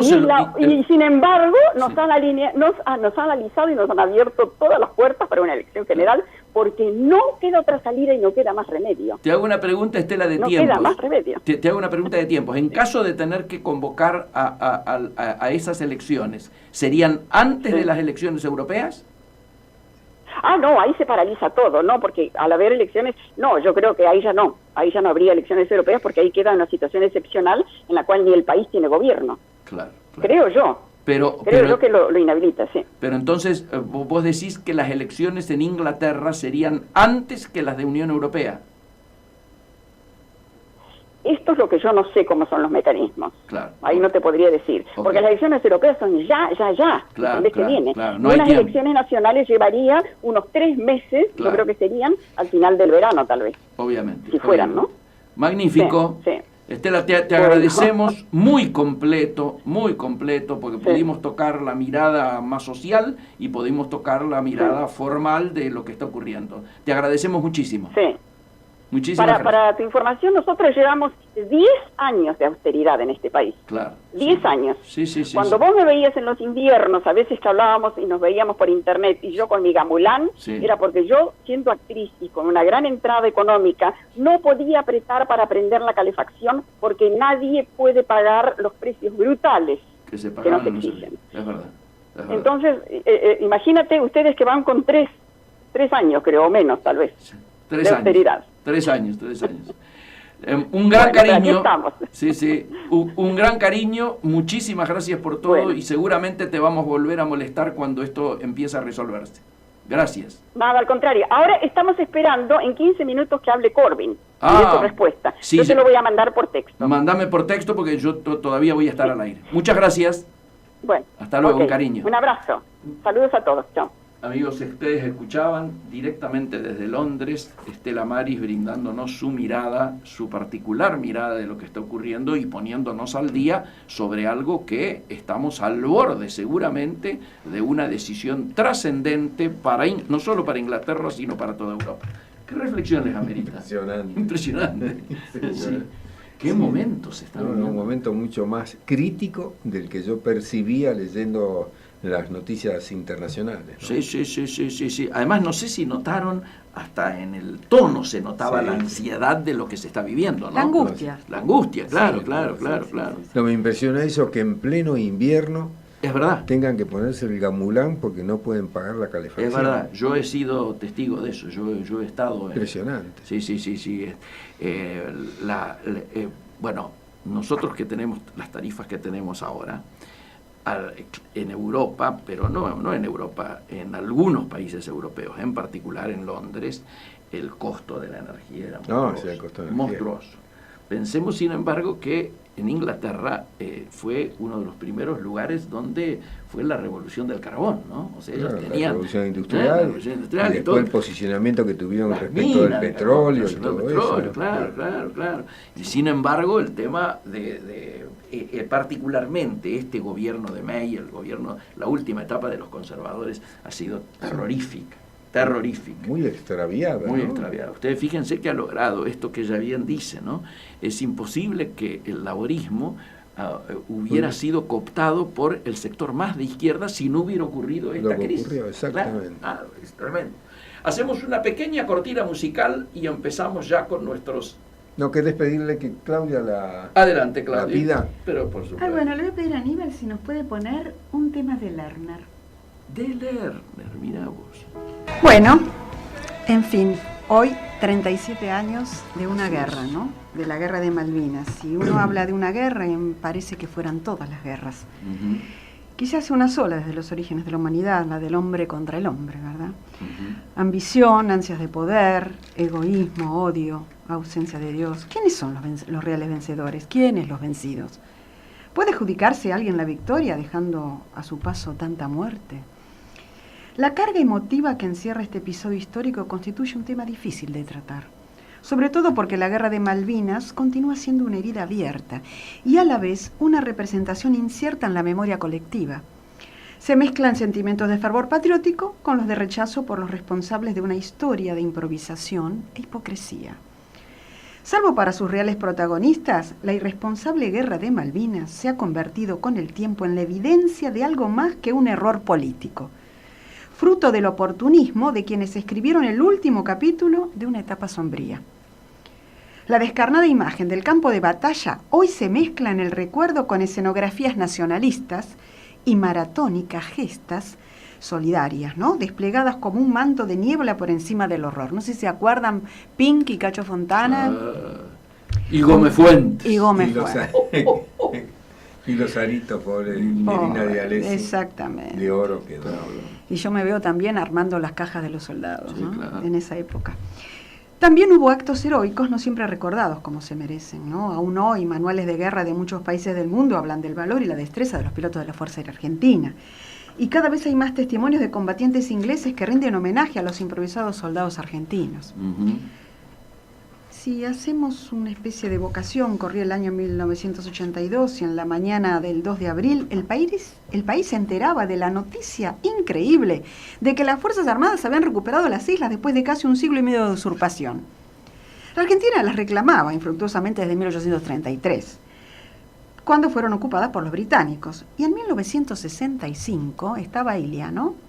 ¿Estaba Ilia? 65 estaba Ilia, sí, claro. Las Naciones Unidas habían dispuesto que ambos países negociaran sus diferencias, pero los ingleses poco habían hecho para avanzar en un acuerdo.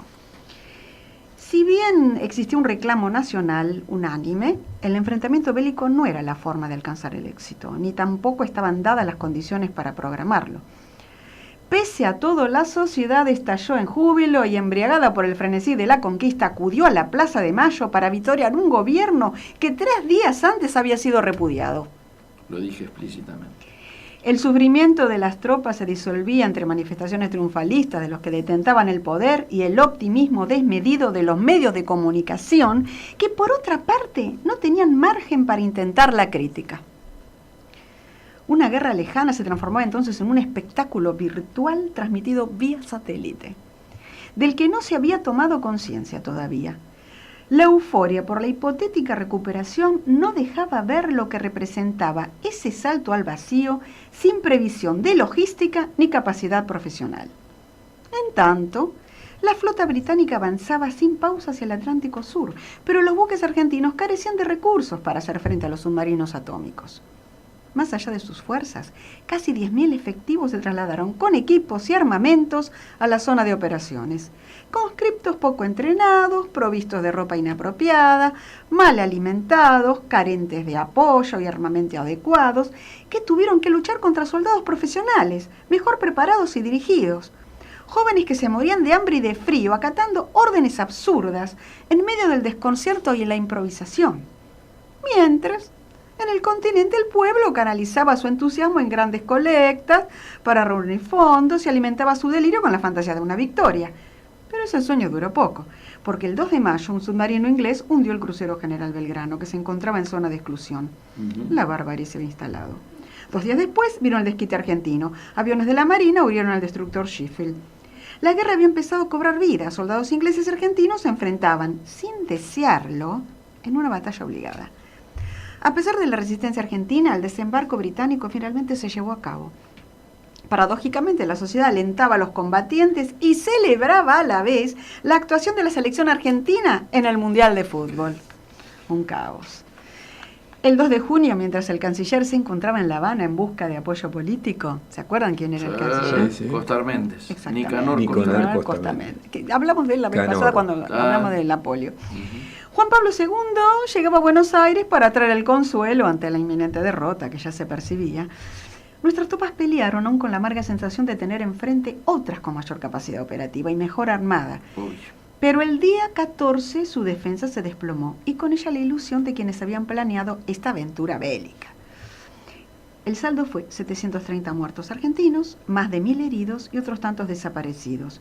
Por otra parte, 255 muertos ingleses y 777 heridos. En ese momento se supo, después vemos que esa cifra aumentó. La censura, la acción psicológica, la propaganda, la manipulación de la información durante la guerra, habían obturado todo acuerdo razonable y la efervescencia reinante no aceptaba el fracaso. En un contexto de crisis económica y financiera y ante el descrédito internacional del gobierno de facto, las Fuerzas Armadas habían visto en esta guerra la forma de consolidarse. Si la Argentina había apelado al orgullo de la patria a través de las marchas militares, Gran Bretaña había intentado revitalizar el mito imperial con nostálgicas evocaciones del poderío victoriano. Claro. Bueno, a 37 años de una pretendida reparación histórica todavía quedan muchas deudas pendientes. El dolor no ha cesado. Además de no olvidar las atrocidades del pasado, debemos reflexionar sobre qué hacer por los excombatientes, muchos de los cuales no han logrado sobreponerse, otros siguen aún peticionando al gobierno y a la sociedad el reconocimiento que merecen, y muchos se han suicidado. Sí. En un referendo que se realizó en 2013, los isleños afirmaron que se consideraban británicos. Han ratificado así que son parte integrante del país con el cual Argentina mantiene un conflicto de soberanía. Sin embargo, no pueden ser ellos quienes resuelvan cuál de los dos países tiene razón. El derecho de autodeterminación es el que puede esgrimir un pueblo sometido que desea ser independiente. No es el caso de quienes hoy habitan las Islas Malvinas, que no constituyen un pueblo sometido, ni quieren la independencia. Bueno, es hora de comenzar una nueva etapa, abrirse al diálogo, como establecen las Naciones Unidas, para llegar a la solución duradera, ¿no? Las amenazas y las provocaciones deben dejar paso a la serenidad y la seriedad en la búsqueda de alternativas que efectivamente puedan resolver una cuestión que lleva más de 100 años. Aparte, habrían que rendir homenaje a los chicos que cayeron luchando por el sueño de recuperar, ¿no?, las islas arrebatadas. Recordemos que muchos soldados yacerán para siempre en el cementerio de Darwin. Es un trozo de tierra distante. Sus tumbas llevan la leyenda soldado argentino solo reconocido por Dios, pero ya son 106 los soldados identificados, 106 muchachos que ya recuperaron los nombres. ¿Qué tienen para recordar ustedes de esta fecha? Especialmente... Muchísimo. Primero, en uno de tus pasajes mencionaste a Ilia, sí, y al canciller, en este caso Miguel Ángel Zavala Ortiz. Y Argentina nunca estuvo más cerca de recuperar las islas que en ese momento. Así es. Es más, hay documentos clave, pero es una cuestión de fracción, por una disidencia interna mínima, los ingleses no resolvieron la cosa y quedó ahí latente. Sí, sí, sí. Y ahora, bueno, volvimos a estar muy retroceso, lejos. ¿Sí? obviamente. Como el juego de la oca que dice, retroceda tantos casilleros o vuelva al punto de partida. Yo no sé si vos recordás. Yo recordé. ¿Dónde te agarró la noticia? Claro, la noticia me agarró en el trabajo, y yo estaba muy cerca de Plaza de Mayo, porque la oficina mía estaba, donde yo trabajaba, estaba en San Martín, al 300, San Martín casi Corrientes, claro. Así que muy cerquita de la plaza. Y claro, y empezaron a llegar gente con banderas, y fue una cosa, y nosotros habíamos estado en esa plaza 72 horas antes, cuando muere el obrero Flores. Sí, además una represión. El famoso 30, PAN, dura. paz, trabajo. Había sido la movilización. Una represión muy dura. Una represión muy dura, y habíamos estado como organización política juvenil del radicalismo. Y bueno, cuando se da esto, claro, no podíamos creer el nivel de adhesión de la gente que había. Sí. Y inclusive dentro del radicalismo había mucha gente que también se sumó a este asunto. Yo estaba viviendo un momento muy particular porque estaba a punto de ser padre por primera vez. Entonces ya eso me movilizaba bastante, ¿no? Ser padre en un momento de guerra, ¿no? Así. La vida y la muerte. Claro, y fue muy esclarecedor, tremendamente esclarecedor, y lo dije en el editorial, la posición de Raúl Alfonsín. Sí. Único político que no solo cuestionó el origen de la decisión, diciendo por qué, sino que lo dijo públicamente, porque en el caso de Alzogaray, que también estaba en contra, no lo manifestó. Claro. Y además de decir, Raúl, por qué se había tomado esa decisión irresponsable, etcétera, y demás, bueno, para el mantenimiento, como un golpe de... Mientras otros políticos sindicalistas viajaron a la isla con los Fuerzas Armadas. ¿Quién fue, el peronismo? Sí, seguro, el peronismo completo. Gualdino a la cabeza. ¿Y qué pasó con Frondizi? ¿También apoyó? ¿También? No, Frondizi estaba muerto en esa época. No, Frondizi murió después, Frondizi adhirió. Sí. Ya muerto en el 86, 87. Sí. Después inclusive fue girando más a la derecha, porque ya veía... Claro. Y me acuerdo que no solo advirtió sobre los motivos de por qué se había tomado esa decisión, sino que lamentablemente adelantó cómo iba a terminar. Sí. Y yo recordé en la charla también, en la editorial, en la apertura, el informe Rattenbach, ¿no? Claro. Que desnudó lo que fue, lo que ocurrió en el escenario, ¿no? De batalla. Sí. Pero sí, me acuerdo que el 18, cuando nace Eliana, mi primera hija, afuera de la habitación, aquí en esta maternidad famosa en Otamendi, me pegaron los chicos lo que se estaban pegando en las universidades recuperadas, y estaban así con esa situación tan ambivalente que yo tengo en relación a este tema. Es que claro, yo estaba muy en el tema estaba debutando como padre, ¿no? Y debutar como padre en una guerra con la incertidumbre no es un tema menor, por más de que fuese mirado a lo lejos, ¿no es cierto? Pero objetivamente tu país estaba en guerra.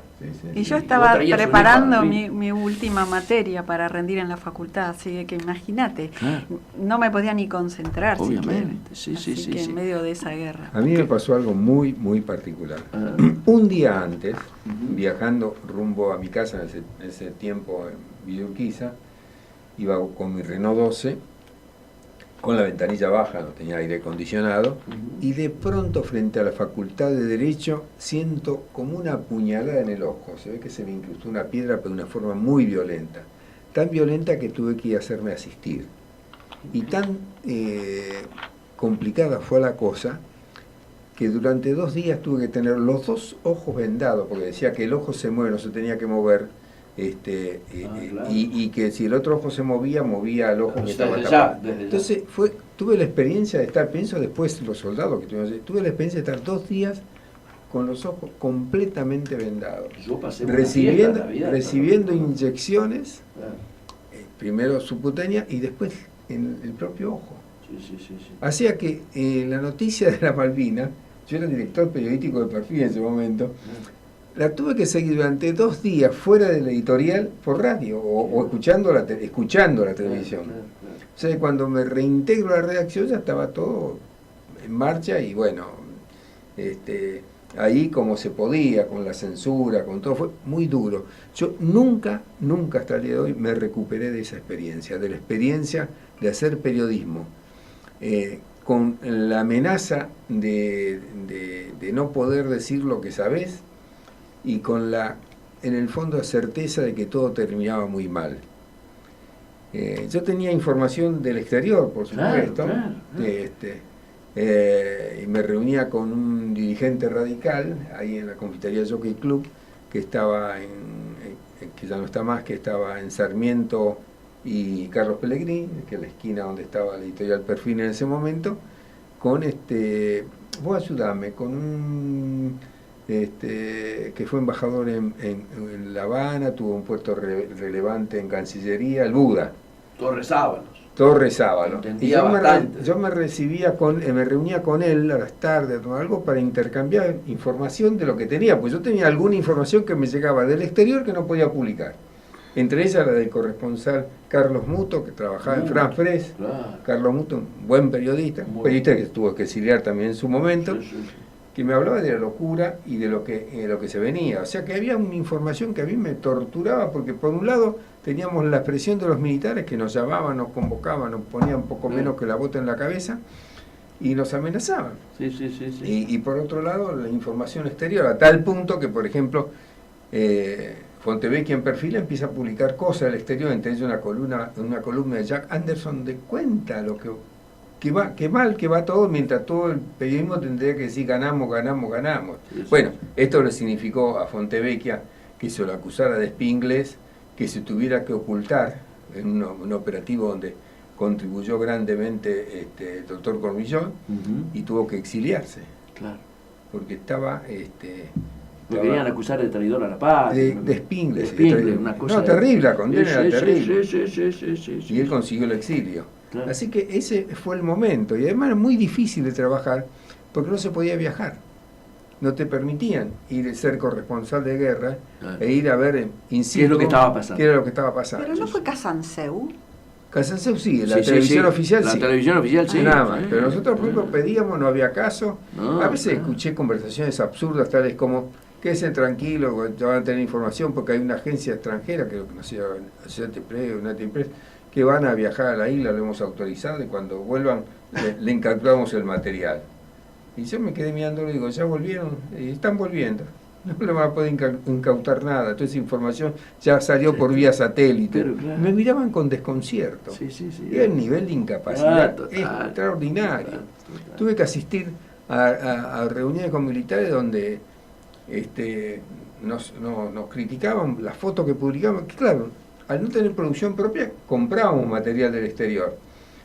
Agencia Gama, varias agencias, sobre todo francesas y europeas, y bueno, en cambio los ingleses, que sí que tenían corresponsales, mandaban fotos. Cuando decían, no van a venir porque es muy lejos, porque el mar, veíamos que en la plataforma de los portaaviones los tipos hacían adiestramiento, gimnasia, entrenamiento, y ellos se enojaban, que eso iba en contra. Y de pronto me muestran en la revista Gente, yo había trabajado en otra época, me dice, esto habría que fusilar. Digo, ¿por qué?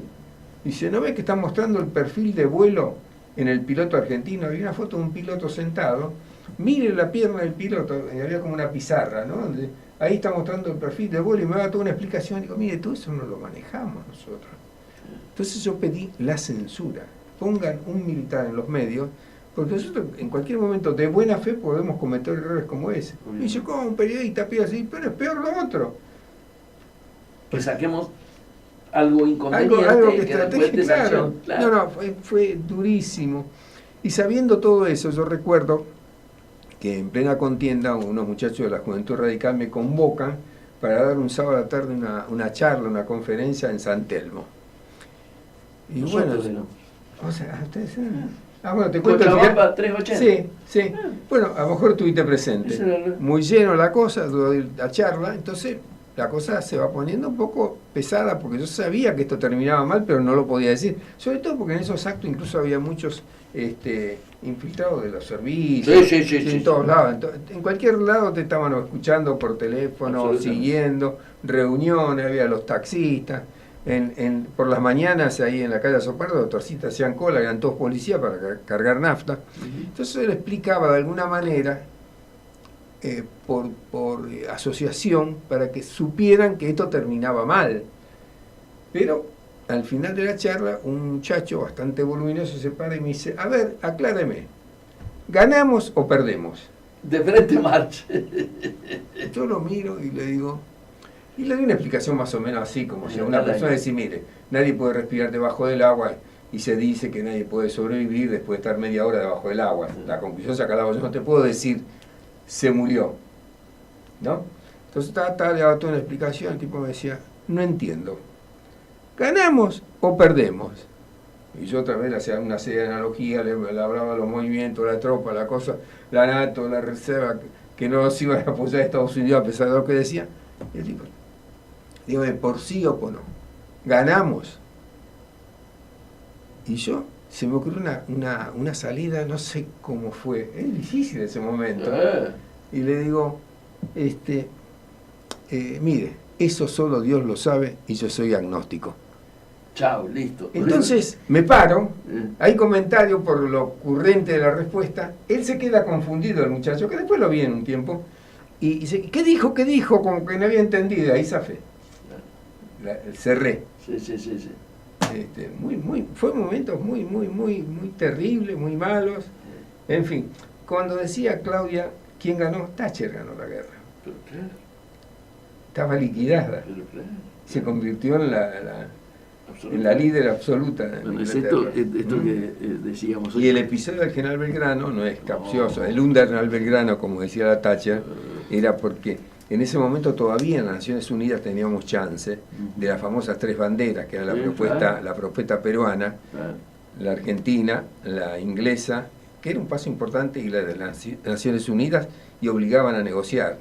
El hundimiento del Belgrano, sabiendo cómo iba a reaccionar la Marina y Macera a la cabeza, fue que terminó con esa posibilidad. Claro, no, yo me referí que quiénes serán los realmente vencedores de un punto de vista más filosófico, por supuesto, no, que Thatcher eso se afirmó en el decir que desde el punto de vista de los combatientes, ¿no? Porque en realidad perdieron ambos, ambas partes. Hoy miré las tapas de los diarios. A ver. Y solo hay 3 que mencionan en tapa el tema y destacan el tema de Malvinas. Uno de ellos es Clarín, y el otro Nación, y el otro es Crónica, que te muestro, prácticamente le dedica toda la tapa. Obviamente. ¿No? Obviamente. Héroe por siempre, a 37 años de la gesta de Malvinas, y cuentan el caso de un soldado que recuperó el casco, como verás, casi pierde un ojo y todo lo demás, y cuentan historias humanas muy importantes, como el maestro que se convirtió en soldado para dar el ejemplo, el coraje de un excombatiente que dice cosas como, si me das un tenedor, peleo con un tenedor. Y poco menos pelearon con un tenedor, ¿no? Y en lo deportivo hay un caso curioso que acaba de pasar este fin de semana, donde hay un jugador de fútbol que hace un gol, muestra la bandera que tiene las Malvinas y lo echaron de la cancha. ¿Dónde? Esto ocurrió este domingo, cuando Roberto Muñoz, del club maracaíño de 5 saltos, marcó un gol de penal y corrió a celebrarlo, sacó la bandera, le encazaron una bandera que tenía la bandera argentina, que tenía las Islas Malvinas en el medio, que es un poco el símbolo de ese club, que siempre usa esa bandera. Y el referí hizo lo que el reglamento marca, porque dice que no se pueden exhibir consignas de ningún tipo en la camiseta, que no se pueden mostrar esas cosas. ¿Pero dónde fue eso? Eso fue en 5 saltos. ¿Y dónde? Río Negro. Río Negro, una de las localidades importantes. Bueno, son esas cosas que pasan, ¿no es cierto? Actualizamos la información. Acaba de mandarnos Estela lo siguiente. Los ultratoris, o sea, los ultraconservadores, están furiosos con lo que llaman la coalición Theresa May-Corbyn. o sea, con el laborismo. Dice que May ha entregado todas las decisiones al laborismo. Corbyn acaba de salir y declaró que estaba muy feliz de encontrarse con May. Pero en condición de fuerza, va. Ah, Puede ser el abrazo del oso también, ¿eh? puede ser el abrazo de los también. No creo, está muy debilitado. Está muy debilitado. Sí, no, Ya ese, me más que el abrazo del oso, usando una imagen conocida, es el manotón de ahogado. Manotón de ahogado, así es, ahí estamos. Tocamos un tema más que nos da tiempo y yo estoy viendo acá la crisis actual 50-45-5%. Sí, ¿Qué, señor. ¿Qué es esto? Este es un análisis político A ver. que ya mismo vamos a poner, pues tenía ordenado de otra manera. Yo pensé que vas a entrar por el lado, mirá que hay títulos interesantes, una firma mendocina que tiene la leche a mitad de precio, la gente hace cola y se agota. ¿Cómo puede ser que pueda vender la leche? Vende 3 litros de leche 80 pesos. Ujú. Y va por más, quiere expandirse más. Bueno, también tenemos que Gmail cumplió 15 años y que ya lo vamos a tratar en otro momento y que tiene nuevas herramientas. Sin duda. Pero ya yendo al tema político, donde hay de todo, por ejemplo, intelectuales CAF le hacen la competencia a carta abierta y sacan una nueva carta abierta diferente, tratando de captar a los de Cambiemos que están enfurecidos, y se llama Agenda Argentina.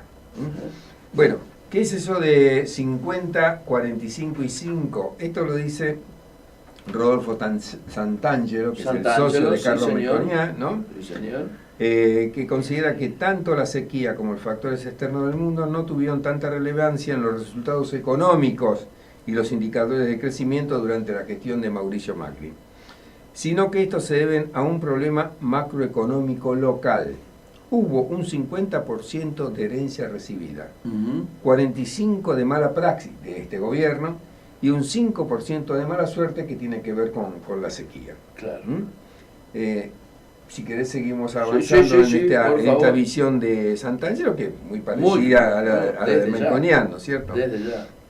Y dice, el programa de emergencia acordado por el Fondo Monetario Internacional es muy duro, lo que Macron decía es de picapiedra, Sí, sí. y vino a corregir los desbalances heredados y no corregidos. La economía argentina no se va a recuperar con la única excepción del sector agrícola. Ajá. Estamos en una recesión brava, contracción económica que se empieza a aparecer el año 2009, cuando en serio hubo una crisis en el mundo y cuando hubo un conflicto en el sector agrícola parecido al del año pasado. Hoy es el plan del fondo, que es básico, elemental, burdo, pero que hay que cumplirlo. Y estamos infinitamente mejor que lo que hubiésemos estado si no hacíamos esto. Muy bien. Finalmente, lo que debería venir no es en vez sino superador, porque el fondo tiene algo que marca Santangelo, que es muy difícil de divorciarse. Absolutamente. Sí, Jugarla señor. todo un poco lo dijo Martín Lustó, ¿no? Lo de la banda, las limitaciones y poco margen. Y concluyó, un poco como dice Macri, dice, hay que aguantar, apechugar y llegar a las elecciones. Ahora, para el 10 de diciembre, debemos tener un plan integral. Claro, tenemos que llegar, pero algo tenemos que hacer en el medio. Porque faltan, ¿cuánto? ¿6 meses? 6 meses. 7 meses. 7 meses para las elecciones, igual. Ese es el 50-45-5 que te Muy bueno. mencionaba. Muy bueno, muy bueno. ¿Querés agregar un último tema, Héctor? Bueno, si querés, tenemos el caso de la... Me gusta este caso de la leche mendocina. Sí, ¿no? señor. Ampliado. La marca es Yogurlac de lácteo, ¿no? Ajá. Es de las Heras Mendoza. Pertenece a una empresa familiar, es dedicada a los lácteos. Vende 3 litros de leche fluida, ¿no? A 80 pesos. Opa. Y en la ciudad de Buenos Aires, una leche de marca cuesta 39 sachet y una segunda marca 32 pesos. Así que esto es que funciona. Y tengamos en cuenta, en este caso, que Mendoza no es una provincia de producción lechera como puede ser Santa Fe, Buenos Aires o Córdoba. Que estas 3 provincias, Buenos Aires, Santa Fe y Córdoba, representa el 90% de la producción local. Orlando Ferrero, abogado de 25 años, es el propietario de la compañía junto a sus padres y hermanos, que son los que la crearon. Compra la materia prima en tamos mendocinos, entre ellos Guernica y Santilli, para luego realizar la producción, procesamiento y venta al público. Además ofrece queso, fiambre, yogures. Tiene una promo para el yogur en sachet, 3 litros por 100 pesos. Buenísimo. Y a las 3 de la tarde cierran, porque ya no les queda nada para vender. ¿Esto se puede repetir? Ellos dicen que sí. Dice, por la tarde nos quedamos sin leche, en la mañana la gente hace cola, tenemos que poner el cartel que se acabó. Y destacó que meses atrás vendía unos 750 litros de leche diario, mientras que ahora vende 1.500. ¡Qué bárbaro! ¿No? Quieren crecer, quieren expandirse, dice que se puede. Como diría ayer, y además sí se puede. Y además, como dice el camión, sí se puede. Bueno, acá dice que sí se puede. Acá en Mendoza los tambos están empezando a traer más vacas para generar más recursos arriba del resto del país. Sí, sí. Por eso, como las grandes marcas vienen de otras provincias, los precios son muy altos en los supermercados. Sí, la leche que traen de otras provincias está mucho más cara que la leche producida ahí, lógicamente. Bueno, acá hay una propuesta, en un momento donde las cosas están tan caras, como empezar a abaratar una cosa que tiene que ver con los productos de primera necesidad. Buenísimo, excelente. Señores, exactamente a las 16 horas estamos entregando los micrófonos de AM 1010 y nos reencontramos el próximo martes a las 14 horas aquí en Comercio Exterior Siglo XXI. Hasta luego.